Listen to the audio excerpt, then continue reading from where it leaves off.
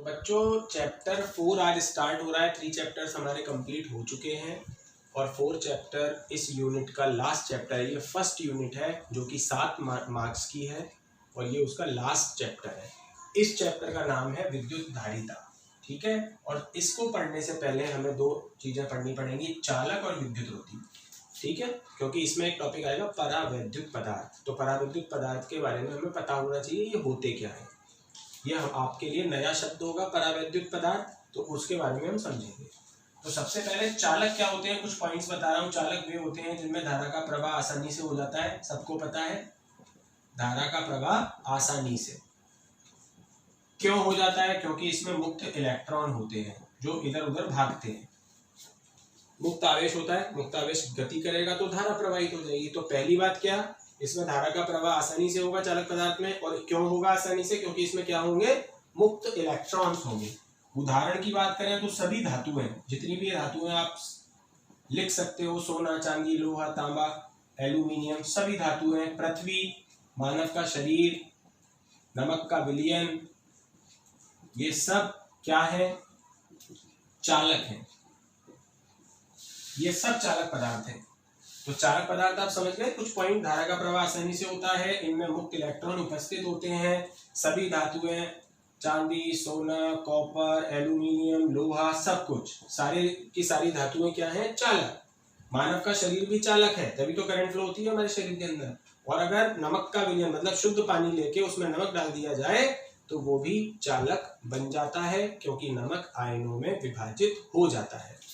ये तो हो गया चालक। इसके बाद आता है विद्युत रोधी, और विद्युत रोधी का एक और नाम है कुचालक। विद्युत रोधी या कुचालक। अब अगर हम यही पॉइंट्स की बात करें तो इसमें तो धारा का प्रवाह आसानी से होता था, इसमें धारा का प्रवाह नहीं होता। कुचालकों में धारा का प्रवाह नहीं होता। पहली बात, क्यों नहीं होता, इसमें क्यों हो रहा था धारा प्रवाह, क्योंकि मुक्त इलेक्ट्रॉन थे। इसमें मुक्त नहीं होते, परिबद्ध आवेश होते हैं इसके अंदर। परिबद्ध का मतलब बंधे हुए, परिबद्ध आवेश का मतलब बंधे हुए, जो इधर से उधर नहीं जा सकते हैं, ऐसे आवेश होते हैं। इसके उदाहरण की बात करें, बहुत सारे उदाहरण है, रबर, प्लास्टिक, सूखी लकड़ी,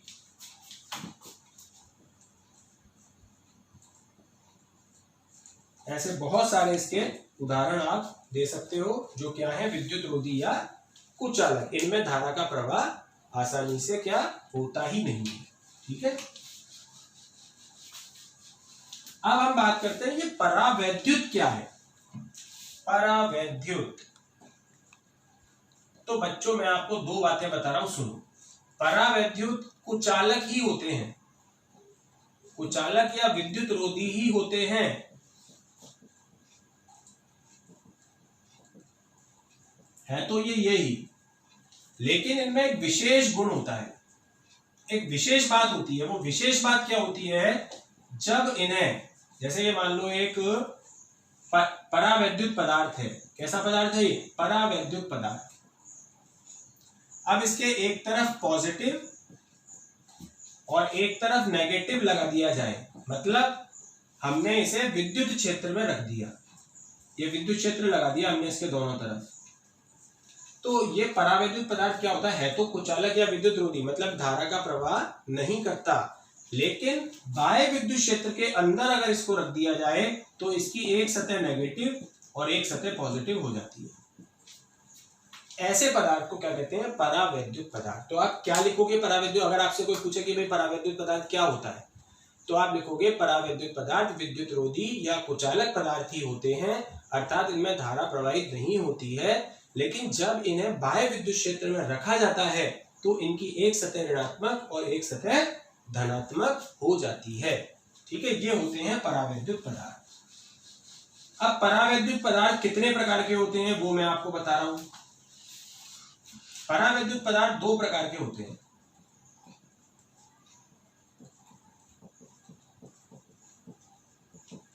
एक होते हैं ध्रुवीय परावैद्युत,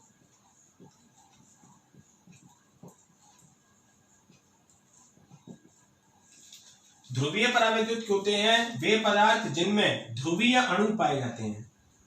वे परावैद्युत पदार्थ, परावैद्युत पदार्थ में 2 प्रकार के अणु हो सकते हैं। तो पहला है ध्रुवीय परावैद्युत, वे परावैद्युत पदार्थ जिनमें ध्रुवीय अणु पाए जाते हैं। कौन से अणु? ध्रुवीय अणु, उन्हें कहते हैं ध्रुवीय परावैद्युत। अब ये ध्रुवीय अणु क्या होते हैं? व्हाट इज दिस ध्रुवीय अणु? तो ध्रुवीय अणु ये होते हैं वे अणु जिनमें प्लस व माइनस का केंद्र अलग अलग होता है, ध्रुवीय अणु कहलाते हैं। ये होते हैं ध्रुवीय अणु। प्लस यहां होगा, माइनस यहां होगा, प्लस अलग माइनस अलग, दोनों अलग अलग, तो ऐसे अणु को क्या कहेंगे? ध्रुवीय अणु। तो ये एक तरीके से विद्युत द्विध्रुव बन जाता है और इसका एक द्विध्रुव आघूर्ण भी हमें मिलता है। मतलब हम ये कह सकते हैं कि अगर ध्रुवीय अणु है कोई, कौन सा अणु है? ध्रुवीय अणु, तो द्विध्रुव आघूर्ण शून्य नहीं होगा, कुछ ना कुछ होगा। द्विध्रुव आघूर्ण का फॉर्मूला क्या होता है? 2a into Q. द्विध्रुव आघूर्ण का फॉर्मूला है 2a इनके बीच की दूरी है और q इन पर आवेश है, तो दूरी और आवेश का गुणा करके आपको p मिल जाएगा। मतलब p यहाँ पे 0 नहीं है, उसका कोई ना कोई मान आपको मिलेगा। तो समझ गए ध्रुवीय अणु क्या है बच्चों? पढ़ो, वे अणु जिनमें प्लस यानी धनात्मक व ऋणात्मक का केंद्र अलग अलग हो, एक जगह पे नहीं हो, अलग अलग हो, कुछ दूरी पर हो। और अगर ये कुछ दूरी पर होगा तो द्विध्रुव आघूर्ण कभी भी 0 नहीं आएगा। उदाहरण, इसके उदाहरण है बच्चों HCl, जो हमने जब विद्युत द्विध्रुव पढ़ा था तब पढ़ा था HCl, H प्लस इधर होता है और Cl माइनस इधर होता है।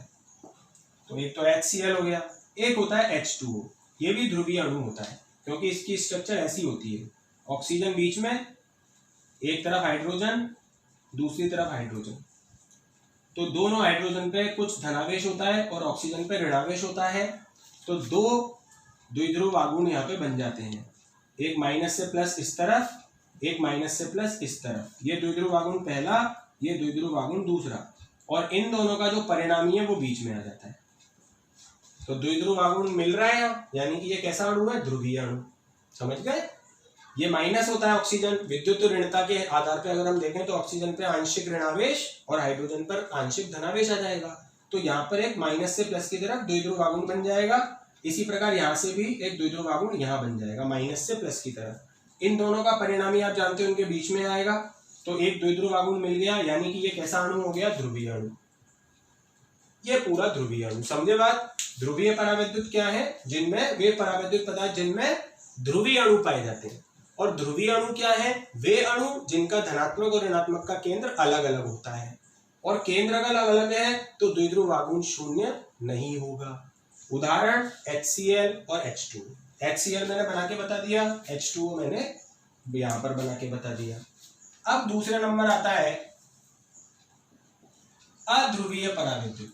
वे परावैद्युत पदार्थ जिनमें कौन से अणु पाए जाएंगे? अध्रुवीय। अब ये अध्रुवीय क्या होते हैं वो समझ लो। अध्रुवीय अणु क्या होते हैं? वे अणु जिनमें प्लस व माइनस का केंद्र एक ही होता है,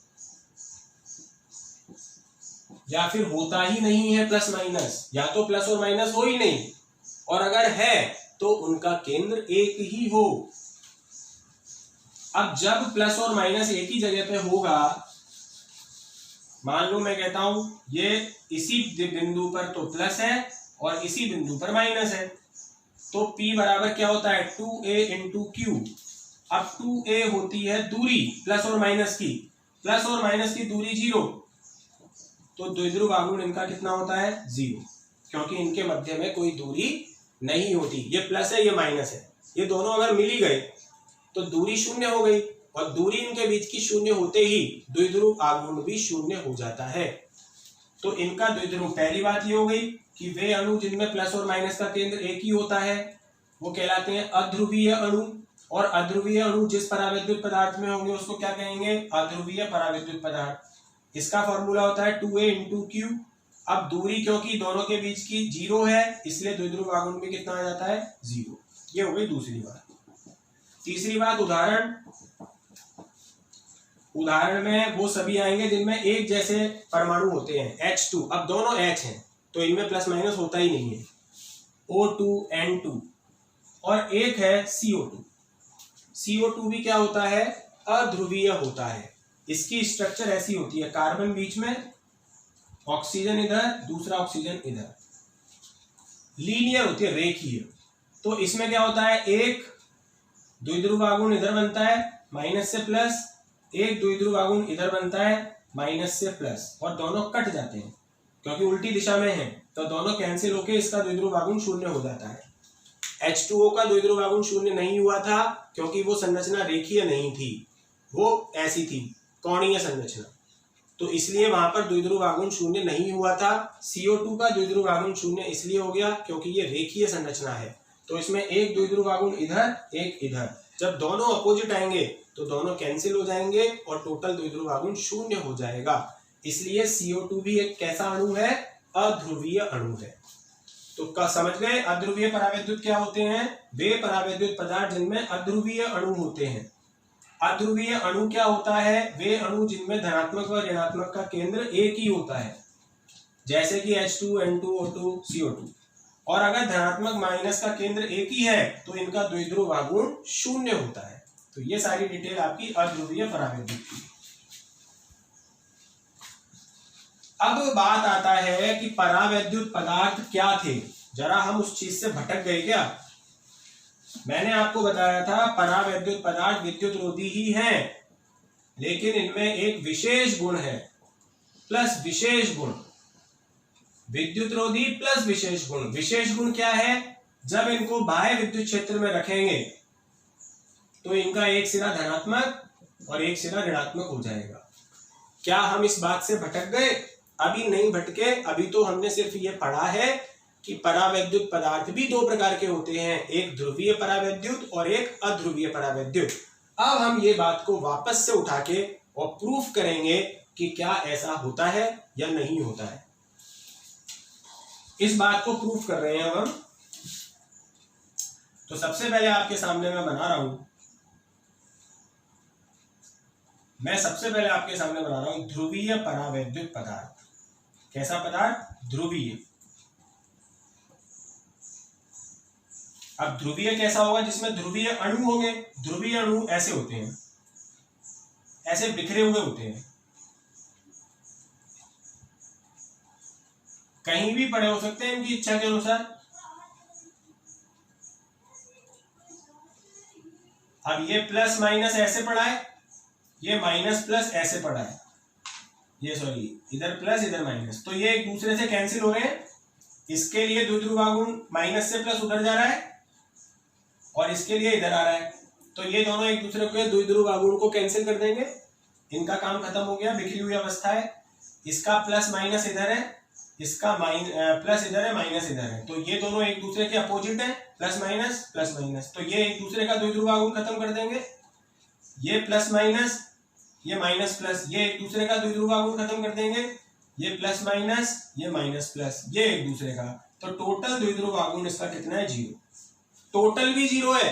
अकेले अकेले तो इनका द्विध्रुव आघूर्ण है, पर जब हमने सबका मिलाया तो टोटल द्विध्रुव आघूर्ण कितना आ गया? 0। अभी हमने इसको बाह्य विद्युत क्षेत्र में नहीं रखा, बाह्य विद्युत क्षेत्र की अनुपस्थिति। ठीक है। अब देखो आगे क्या होता है। इसी पदार्थ को अगर मैं बाह्य विद्युत क्षेत्र में रख दूं, ये विद्युत क्षेत्र लगा दिया अब मैंने, मतलब यहाँ प्लस प्लेट लगा दी और यहाँ माइनस, ये देखो थोड़ी देर के लिए बना देते हैं फिर मिटा देंगे। ये माइनस प्लेट और ये प्लस प्लेट, माइनस, ये प्लस प्लेट और ये माइनस प्लेट, तो ये बाह्य विद्युत क्षेत्र में आ गया। अब क्या होगा, ये जो प्लस है वो माइनस की तरफ आकर्षित होगा, ये जो माइनस है वो प्लस की तरफ आकर्षित होगा, और ये सारे के सारे इस तरीके से व्यवस्थित हो जाएंगे।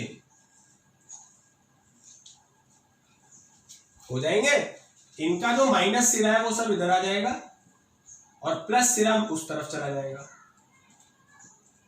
माइनस इधर आ जाएगा, माइनस आता है प्लस की तरफ, और प्लस सिरा माइनस की तरफ आ जाएगा। इतनी बात समझ गए? अब इसको हटा दो। ये समझने के लिए बनाया गया था।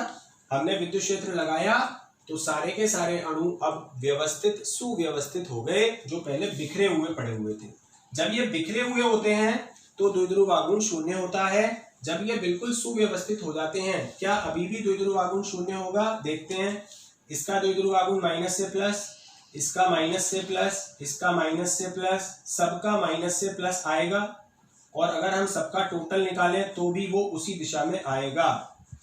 इसको बोलते हैं प्रेरित द्विध्रुव आघूर्ण, जो कि पहले नहीं था, अब हो गया। केमिस्ट्री में आपने ये नाम पढ़ा होगा, लेकिन ये नहीं पढ़ा होगा ये आता कैसे है। तो अब ये प्रेरित हो गया, पहले जीरो था, बिखरी हुई अवस्था में द्विध्रुव आघूर्ण क्या था? जीरो, क्योंकि किसी का ऊपर था, किसी का नीचे था, किसी का साइड में था, किसी का आइड में था, तो इस तरीके से सबका मिला के जीरो। लेकिन बाह्य विद्युत क्षेत्र लगाते ही सब सुव्यवस्थित हो गए, इनमें बलागुण लगा और बलागुण की वजह से ये सुव्यवस्थित हो गए और इनका एक प्रेरित द्विध्रुव आघूर्ण उत्पन्न हो गया। अब आप देखो अब क्या होगा, ये प्लस माइनस कैंसिल हो जाएंगे, ये प्लस माइनस कैंसिल हो जाएंगे, ये प्लस माइनस कैंसिल, ये प्लस माइनस कैंसिल, बचेगा यहाँ पे क्या? माइनस, यहाँ पे क्या बचेगा? प्लस। तो एक सिरा इसका ऋणात्मक हो जाएगा और एक सिरा क्या हो जाएगा? धनात्मक। तो हमने यही पढ़ा था, परावैद्युत पदार्थ क्या होते हैं? विद्युत रोधी। लेकिन जब इनको बाह्य विद्युत क्षेत्र में रखते हैं तो इनका एक सिरा ऋणात्मक हो जाता है और एक सिरा धनात्मक हो जाता है। तो ये बात यहाँ हमने ध्रुवीय परावैद्युत में प्रूव कर दी। अब हम बात करते हैं कि अगर यही अध्रुवीय होता तो क्या होता। देखो, अब अध्रुवीय की बात करें, अध्रुवीय में क्या होता है? ऐसे होते हैं सब,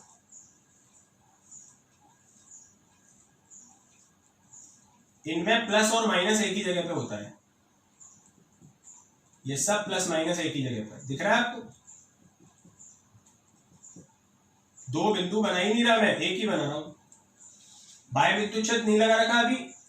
द्विध्रुव आघूर्ण कितना? जीरो, क्योंकि इसका भी जीरो है, इसका भी जीरो है, ये इनका तो खुद का भी जीरो होता है, तो सबका भी क्या होगा? जीरो। अध्रुवीय अणुओं का द्विध्रुव आघूर्ण शून्य होता है। अब इसका भी शून्य, इसका भी शून्य, इसका भी शून्य, इसका भी शून्य, इसका भी शून्य, सबका शून्य, तो टोटल मिला के भी शून्य ही होगा। इनको वापस से मैंने विद्युत क्षेत्र में रखा, इधर प्लस प्लेट थोड़ी देर के लिए बना लिया करो समझने की दृष्टि से, इधर माइनस। अब क्या होगा? क्या प्लस और माइनस एक ही जगह पे रह पाएंगे? नहीं। प्लस किसकी तरफ अट्रैक्ट होगा? माइनस की तरफ। ये दोनों एक ही साथ थे, पर प्लस जाएगा यूं खिंचेगा माइनस की तरफ और माइनस खिंचेगा प्लस की तरफ, और ये डंबल जैसी आकृति बना लेंगे, ऐसे हो जाएंगे वापस। वही अवस्था आ जाएगी जैसे पहले थी, क्योंकि ये खिंचेंगे तो अब ये ऐसे ना रहकर थोड़े से ऐसे फ्लैट हो जाएंगे। तो फ्लैट होने के बाद इनका माइनस तो प्लस की तरफ आ जाएगा और प्लस थोड़ा सा माइनस की तरफ शिफ्ट हो जाएंगे। जो केंद्र एक ही था वो शिफ्ट हो गया। यहां पर भी ऐसा ही होगा सब जगह। तो ये अब पहली जैसी सिचुएशन आ गई। तो हमने देखा चाहे अध्रुवीय अणु हो, ये अध्रुवीय अणु का उदाहरण है, चाहे ध्रुवीय हो, दोनों में यही स्थिति हमें मिल जाती है और एक प्रेरित द्विध्रुव आघूर्ण यहाँ पे भी उत्पन्न हो गया। ये प्लस माइनस आपस में कट गए, ये प्लस माइनस आपस में कट गए, ये प्लस माइनस गए, ये प्लस माइनस गए, लेकिन यहाँ पे बच गया माइनस और यहाँ पे बच गया प्लस। तो इसमें भी वही घटना घटित हुई जो किसमें हुई थी? ध्रुवीय अणु वाले में हुई थी। तो चाहे ध्रुवीय परावैद्युत हो चाहे अध्रुवीय परावैद्युत हो, दोनों ही विद्युत क्षेत्र में रखते ही क्या हो जाते हैं? ध्रुवित। क्या हो जाते हैं? ध्रुवित। ध्रुवित का मतलब उनका एक सतह ऋणात्मक और एक सतह धनात्मक हो जाती है। एक और छोटी सी चीज, जो ये प्रेरित द्विध्रुव आघूर्ण है, एक होता है ध्रुवण सदिश, एक राशि होती है जिसे P से व्यक्त करते हैं। ये क्या होती है? अब आपने देखा इस पूरे पदार्थ में प्रेरित द्विध्रुव आघूर्ण आ चुका है, तो इसकी परिभाषा होती है इकाई आयतन में। कैसे आयतन में? इकाई आयतन में प्रेरित द्विध्रुव आघूर्ण को ध्रुवण सदिश कहते हैं, या केवल ध्रुवण भी इसको कभी कभी बोल दिया जाता है।